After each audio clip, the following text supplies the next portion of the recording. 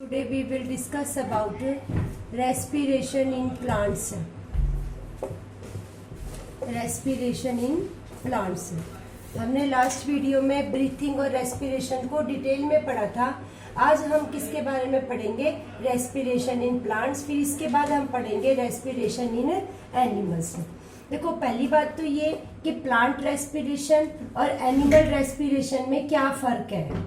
सबसे पहला पॉइंट, जो प्लांट होते हैं उसके अंदर रूट, स्टेम एंड लीव्स सभी के सभी पार्ट मिलकर क्या करते हैं? रेस्पिरेशन करते हैं। जबकि एनिमल्स के अंदर सिंगल यूनिट रेस्पिरेशन होता है। क्या होता है? Single unit respiration. दूसरी बात क्या है? जो गैसेस रेट है फ्लो होने का, वो प्लांट के अंदर क्या होता है? लेस। जबकि एनिमल्स में जो रेट है फ्लो का gases, that is high.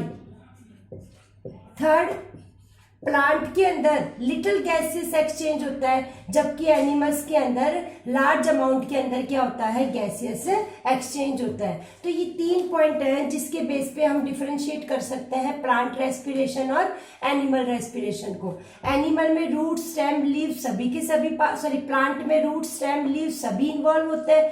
Animal में सिंगल यूनिट रेस्पिरेशन है। प्लांट्स के अंदर लेस गैसेस एक्सचेंज होता है, एनिमल्स में लार्ज अमाउंट में गैसेस एक्सचेंज होता है। प्लांट के अंदर स्लो रेट पे गैसेस एक्सचेंज होता है और एनिमल के अंदर हाई रेट के ऊपर गैसेस एक्सचेंज होता है। नेक्स्ट टॉपिक है respiration in roots. Respiration in roots. Roots भी क्या करती हैं? रेस्पिरेशन। रूट्स को जब हम सॉइल के अंदर डिप अप करते हैं तो इस सॉइल के बीच में माइक्रोस्कोपिक गैप होता है और उस गैप के अंदर क्या फिल होती है? एयर। और वो एयर जो रूट एयर्स होते हैं वो अब्सॉर्ब करते हैं by the process of diffusion. किस प्रोसेस के थ्रू अब्सॉर्ब करते हैं? डिफ्यूजन प्रोसेस के थ्रू अब्सॉर्ब करते होते हैं। इसीलिए अगर हम किसी प्लांट को ज्यादा अमाउंट में वाटर दे देते हैं तो जो एयर के बीच में स्पेस है वो ब्लॉक्ड हो जाता है और जो रूट है उसको ऑक्सीजन नहीं मिलती है और अल्टीमेटली प्लांट क्या हो जाता है? डाई हो जाता है। ऐसे ही स्टेम में भी रेस्पिरेशन है। स्टेम के अंदर लेंटिसेल्स भी होते हैं। जो वुडी स्टेम है, क्या है? वुडी स्टेम्स, उनके अंदर क्या प्रेजेंट है? लेंटिसेल्स। और जो हर्बेसियस स्टेम्स होती हैं उसके अंदर क्या प्रेजेंट होते हैं? स्टोमेटा। वुडी स्टेम का मतलब जो थोड़ी सी हार्ड है, जो नॉन ग्रीन है। हर्बेशियस जो सॉफ्ट है, ग्रीन है, उसमें गैसेस एक्सचेंज किसकी मदद से होता है? स्टोमेटा की मदद से। अब एक बात और आती है, लीव्स भी तो क्या करती हैं? Gases exchange by the help of stomata. ये स्टोमेटा लीव्स के लोअर और अपर सरफेस दोनों पे ही प्रेजेंट होते हैं। तो ये स्टोमेटा क्या करते हैं? गैसेस एक्सचेंज में हेल्प करते हैं। अगर आपने देखा होगा ड्यूरिंग डे टाइम, दिन के समय जो प्लांट होते हैं वो क्या रिलीज करते हैं? ऑक्सीजन। और क्या लेते हैं? Carbon dioxide. और नाइट के अंदर जो प्लांट होते हैं वो क्या रिलीज करते हैं? Carbon dioxide. और क्या अब्सॉर्ब करते हैं? ऑक्सीजन। दिन के समय प्लांट में, अब देखो ऐसा क्यों?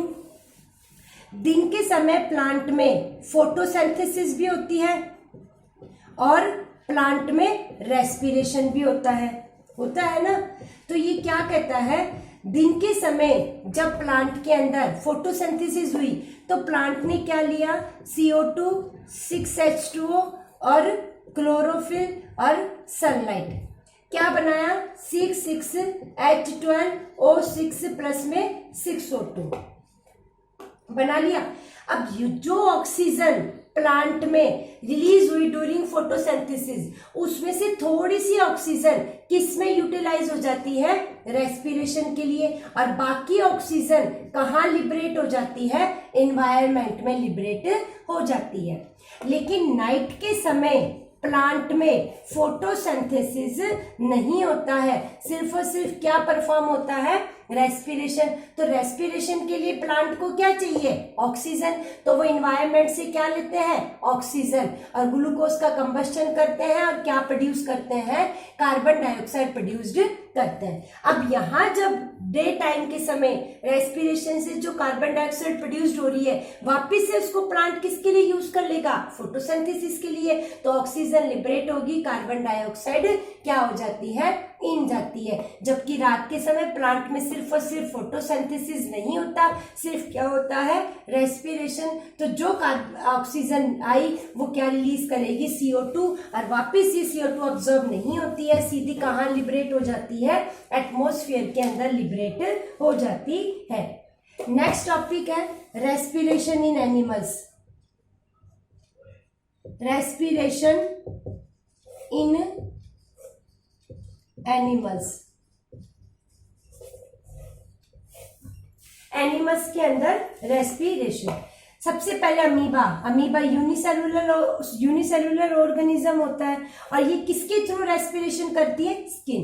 इसकी स्किन इतनी मतलब थिन होती है कि ऑक्सीजन को इजीली अंदर आने देती है और कार्बन डाइऑक्साइड को डिफ्यूजन प्रोसेस के थ्रू बॉडी से बाहर निकाल देती है। कैसे हुआ, ये अमीबा है, ठीक है। अमीबा बाहर ऑक्सीजन की कंसेंट्रेशन क्या है, ज्यादा, अंदर ऑक्सीजन की कंसेंट्रेशन क्या है, कम। ऑक्सीजन कहाँ आई, अंदर, किसके साथ, by the process of diffusion, क्योंकि हाई कंसेंट्रेशन से लो। किसके साथ कंबाइन हो गई, फूड, क्या प्रोड्यूस करी, कार्बन डाइऑक्साइड प्लस वाटर। अब यहाँ कार्बन डाइऑक्साइड की कंसेंट्रेशन ज्यादा और बाहर कार्बन डाइऑक्साइड की कंसेंट्रेशन कम, तो ये कार्बन डाइऑक्साइड कहाँ डिफ्यूज हो जाएगी, बाहर। इस तरीके से एमीबा के अंदर क्या होता है, रेस्पिरेशन का प्रोसेस परफॉर्म किया जाता है। सिमिलर वे में जो अर्थवर्म है वो भी किस प्रोसेस से रेस्पिरेशन करता है, किससे करता है, स्किन से रेस्पिरेशन करता है। जितने भी एक्वेटिक एनिमल्स होते हैं जो पानी में रहते हैं, उनके अंदर एक स्पेशल स्ट्रक्चर्स होता है, गिल्स, जो कि क्या करते हैं, गैसेस एक्सचेंज में हेल्प करते हैं। जैसे फिशेज है, प्रॉन है, इन सब के अंदर क्या प्रेजेंट है, गिल्स प्रेजेंट होते हैं, जो क्या करते हैं, गैसेस एक्सचेंज का काम करते हैं। क्या होता है, फिशेज में अगर आप कभी हाथ में मछली पकड़कर देखेंगे तो उसका जैसे आप ईयर हटाते हैं, उस ईयर के पीछे क्या प्रेजेंट होते हैं, इस शेप के अंदर गिल्स हैं।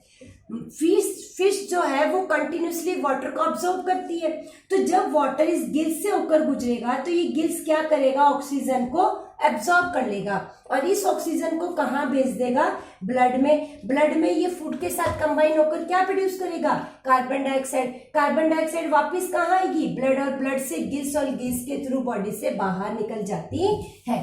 तो ये क्या कहता है कि जो एक्वेटिक एनिमल्स है वो किसके थ्रू रेस्पिरेशन करते हैं, गिल्स के थ्रू रेस्पिरेशन करते हैं। अब ग्रास होपर है, क्या है, ग्रास होपर, कॉकरोच है, हाउस फ्लाई है, मॉस्किटो है, इनमें छोटे छोटे से होल्स प्रेजेंट होते हैं, टीनी होल्स, जिन्हें हम नाम देते हैं स्पाइरेकल्स, ठीक है। और ये स्पाइरेकल्स क्या करते हैं, गैसेस एक्सचेंज में हेल्प करते होते हैं।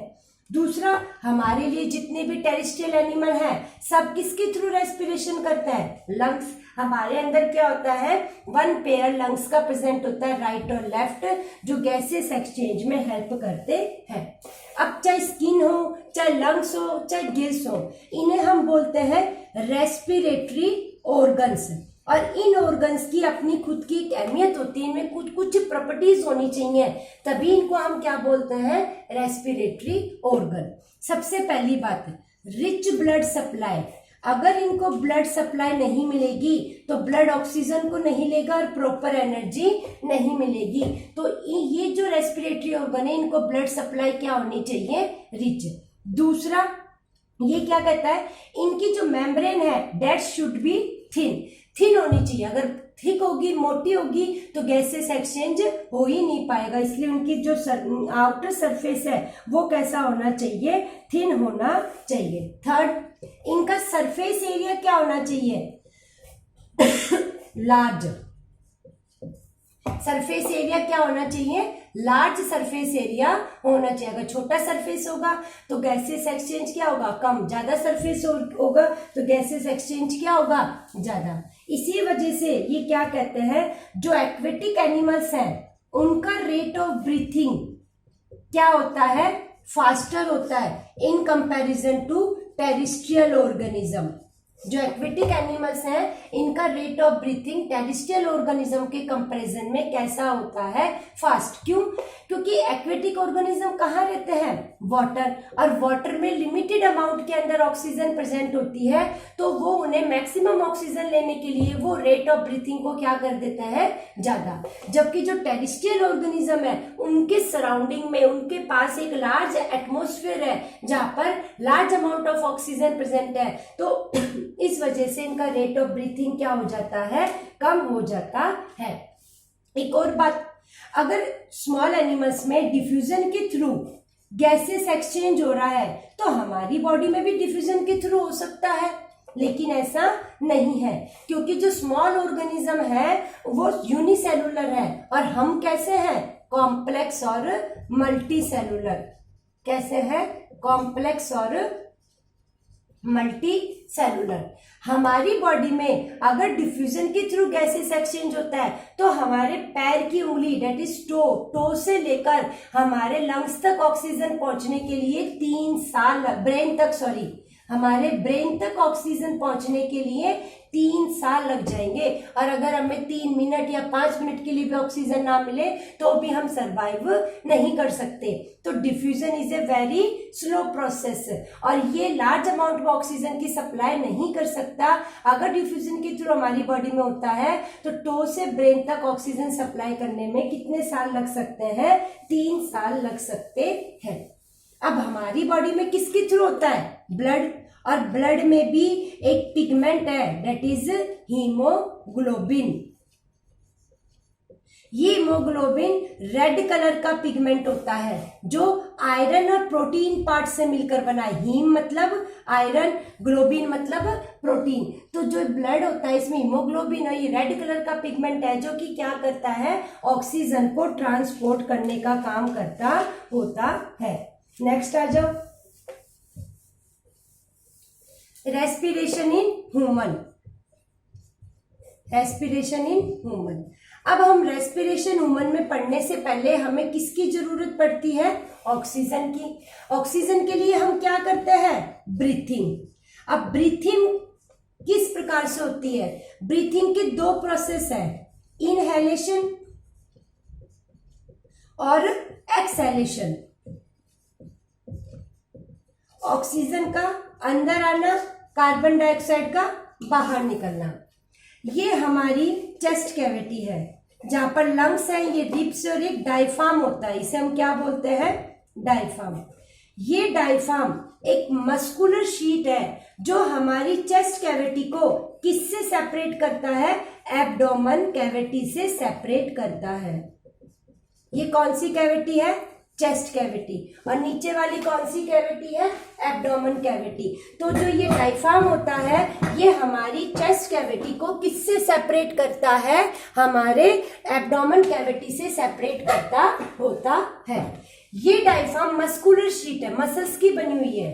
क्या होता है, जब हम सांस लेते हैं मतलब ड्यूरिंग इनहेलेशन हमारी जो रिब्स की मसल्स है ये एक्सपेंड होती हैं। रिब की मसल एक्सपेंड होगी तो जो डायफ्राम है ये कैसा हो जाता है, स्ट्रेट। मतलब जब हम नॉर्मल है, हम एक्सहेलेशन इनहेलेशन नहीं कर रहे तो ये डायफ्राम कैसा होता है, कर्व्ड। लेकिन जैसे ही हमने सांस अंदर लिया, इनहेलेशन करा, रिब्स की जो मसल्स है वो एक्सपेंड होगी और डायफ्राम क्या हो जाएगा, स्ट्रेट। अब ऑक्सीजन का डायफ्राम, ऑक्सीजन का बाहर प्रेशर क्या है, ज्यादा, अंदर प्रेशर क्या है, कम। जब ये डायफ्राम स्ट्रेट हुआ तो रिब्स जो है वो बाहर की तरफ मूव करेंगी, बाहर की तरफ मूव करेंगी तो सरफेस एरिया क्या हो जाएगा, ज्यादा। अब आपने एक टर्म पढ़ी है, pressure is equal to force per unit area. Area ज्यादा तो प्रेशर कम, तो अंदर एरिया क्या है, ज्यादा, तो ऑक्सीजन का प्रेशर कम, बाहर ऑक्सीजन का प्रेशर ज्यादा, ऑक्सीजन कहाँ आ जाएगी, अंदर। अब ये ऑक्सीजन ब्लड के थ्रू हमारी बॉडी में ट्रांसपोर्ट होगी। लेकिन जब हम एक्सहेलेशन करेंगे, कार्बन डाइऑक्साइड को बाहर निकालना, तो क्या होगा, हमारी चेस्ट कैविटी में जो रिब्स में मसल्स है, पसलियों में, वो क्या हो जाएंगी, कॉन्ट्रैक्ट और अंदर की तरफ आ जाएंगी। डायफ्राम स्ट्रेट था, डायफ्राम क्या हो जाएगा, कर्व्ड हो जाएगा। तो एरिया क्या हो गया, कम। एरिया कम तो प्रेशर ऑफ कार्बन डाइऑक्साइड का ज्यादा, तो अंदर प्रेशर ज्यादा, बाहर प्रेशर कम, तो कार्बन डाइऑक्साइड कहाँ चली जाएगी, बाहर चली जाएगी। तो ये क्या है, हमारा ब्रीथिंग का प्रोसेस, जो कि दो कंपोनेंट से मिलके बना है, इनहेलेशन और एक्सहेलेशन। डायफ्राम एक मस्कुलर शीट है जो एब्डोमेन कैविटी को चेस्ट कैविटी को किससे सेपरेट करती है, एब्डोमेन। चेस्ट में आपके लंग्स आते हैं, हार्ट आ जाएगा, जबकि आपका स्टमक, आपकी small intestine, large, rectum, anus सब कहाँ आते हैं, एब्डोमेन कैविटी के अंदर आते हैं। नेक्स्ट है रेस्पिरेशन इन एनिमल्स। कंप्लीट प्रोसेस को अब हम पढ़ेंगे कि रेस्पिरेशन एनिमल्स में कैसे होता है। यहां देखिए, आप ये क्या है, आप मैं एक डायग्राम बनाती हूं, उसको देखिए पहले आप।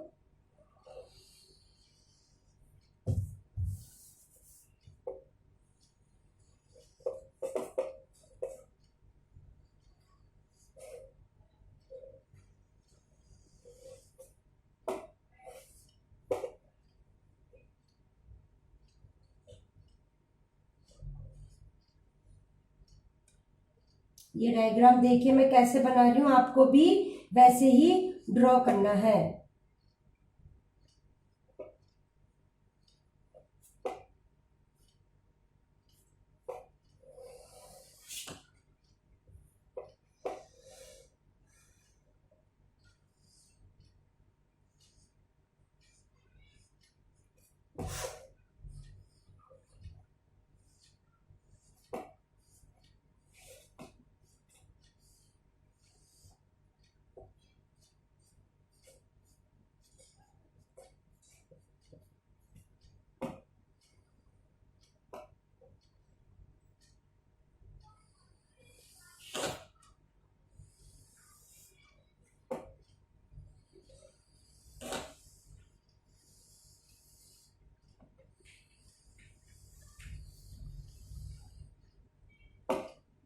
ये मैं कंप्लीट नहीं बना रही हूँ, थोड़ा सा समझाने के लिए बना रही हूँ बस।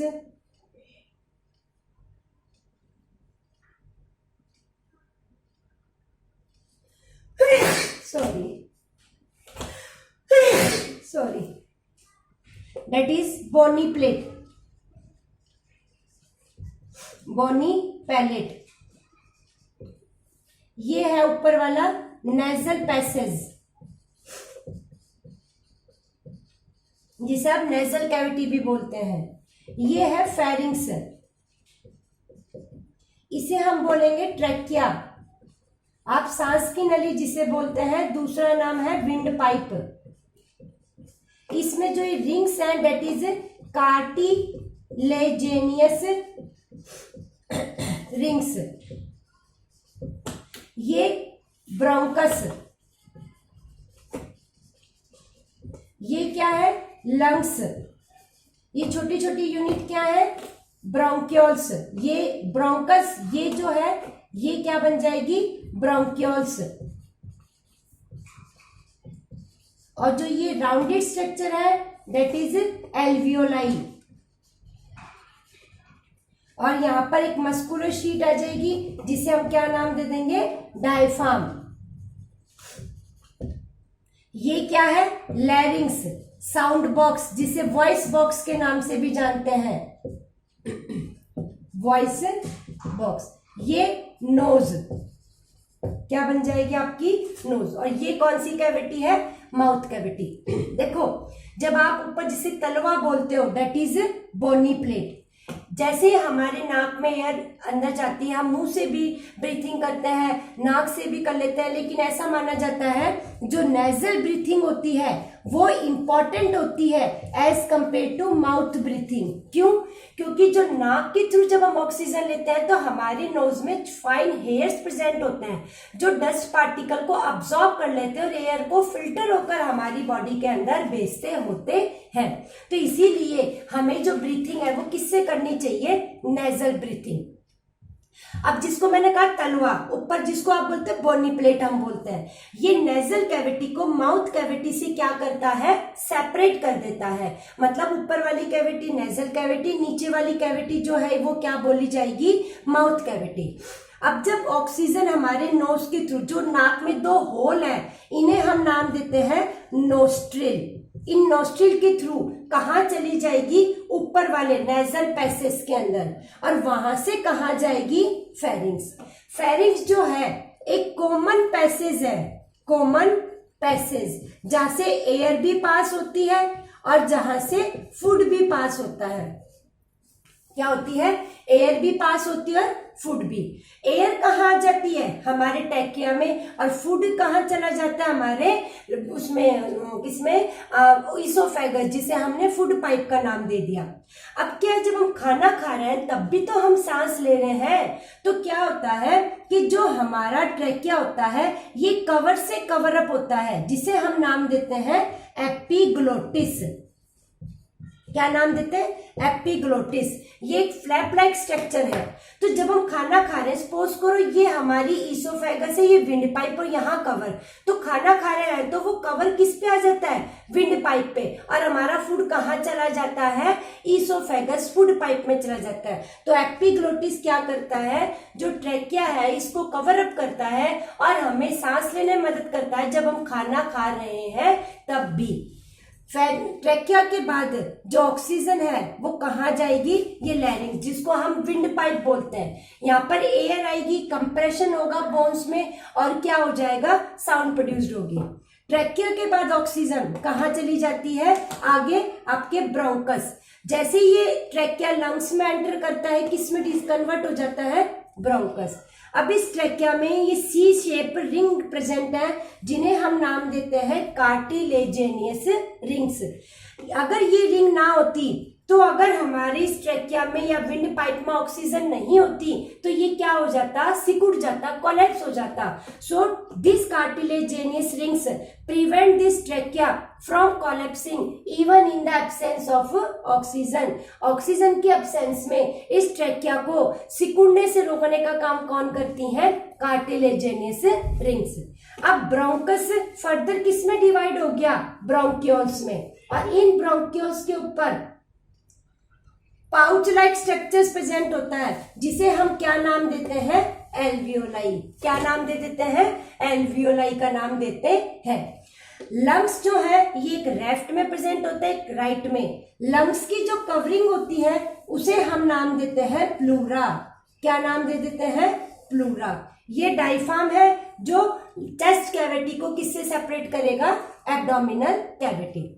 अब जैसे ही ऑक्सीजन एल्वियोलाई के पास पहुंचती है तो ये जो एल्वियोलाई है इनका सरफेस एरिया बहुत बड़ा होता है, लेकिन ये काफी कॉम्पैक्टली हमारे लंग्स में क्या होती हैं? फिट होती हैं। कैसे? अगर हम दोनों लंग्स की एल्वियोलाई को खोल दें तो एक टेनिस के जितना टेनिस ग्राउंड बन जाता है, पूरा टेनिस खेलने वाली जगह बन जाती है। टेनिस ग्राउंड के 80 स्क्वायर मीटर के अप्रोक्सीमेटली इनका सरफेस एरिया है। इनकी वॉल काफी थिन होती है ताकि मैक्सिमम गैसेस एक्सचेंज हो सके और इनके पास रिच ब्लड सप्लाई होती है। तो यहाँ से ऑक्सीजन को कौन अब्सॉर्ब कर लेगा? ब्लड। और ब्लड इस ऑक्सीजन को सेल्स में ले जाकर फूड के साथ कंबाइन करवाएगा और कंबस्शन होगा, और क्या प्रोड्यूस होगी? कार्बन डाइऑक्साइड और आपका वाटर और एनर्जी। अब ये कार्बन डाइऑक्साइड वापस कहाँ आएगा? ब्लड। ब्लड से कहाँ आएगा? आपके एल्वियोलाई। एल्वियोलाई से ब्रोंकियोल्स। देखो मैं आपको एक दिखाती हूँ। सबसे पहले हमारी ऑक्सीजन कहाँ आई? नोज। नोज से कहाँ आई? Nasal passage. कहाँ आई? Nasal passage. नेजल पैसेज से वो कहाँ आती है? फेरिंग्स। फेरिंग्स से कहाँ आई? ट्रैकिया। ट्रैकिया से कहाँ आई? ब्रोंकस। और ब्रोंकस से कहाँ आई? ब्रोंक्यूल्स। और ब्रोंक्यूल्स से कहाँ आई ये? एल्वियोलाई।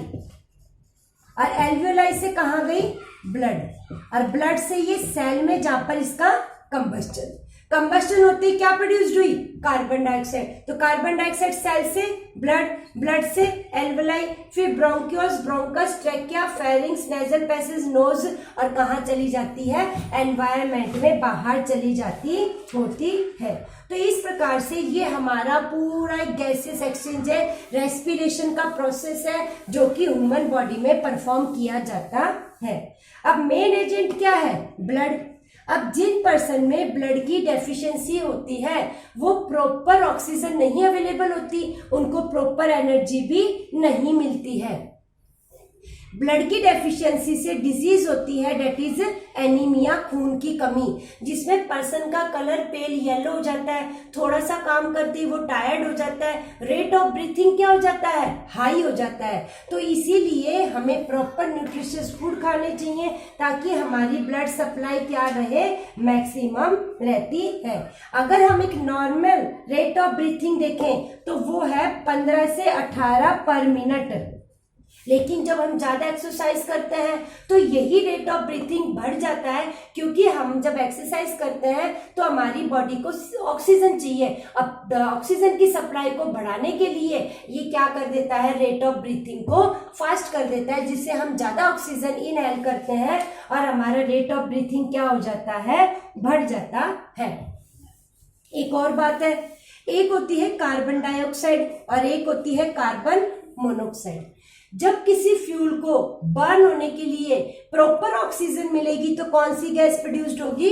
Carbon dioxide. और जब प्रॉपर ऑक्सीजन नहीं मिलेगी तो कौन सी गैस प्रोड्यूस्ड होगी? Carbon monoxide. जब हम एक सर्दियों में अंगीठी जलाते हैं और बिल्कुल बंद कमरे में, जहां वेंटिलेशन कुछ नहीं होता, तो प्रॉपर ऑक्सीजन नहीं मिल रही, कौन सी गैस बनी? Carbon monoxide. और ये कार्बन मोनोऑक्साइड हमारे ब्लड के साथ बड़ी जल्दी कंबाइन होती है और ऑक्सीजन को जो कैरिंग कैपेसिटी है उसको रोक देती है, ऑक्सीजन को जो ट्रांसपोर्ट करने की कैपेसिटी है उसको रोक देती है। तो जब हमारी बॉडी को ऑक्सीजन नहीं मिलती तो हम बेहोश हो जाते हैं, और अगर लंबे समय तक हम कार्बन डाइऑक्साइड को इनहेल कर रहे हैं तो हमारी डेथ भी हो सकती होती है। तो आज हमने बच्चों रेस्पिरेशन का टॉपिक कवर किया। कल नेक्स्ट वीडियो में हम नेक्स्ट टॉपिक को कवर करेंगे, that is reproduction. Thank you.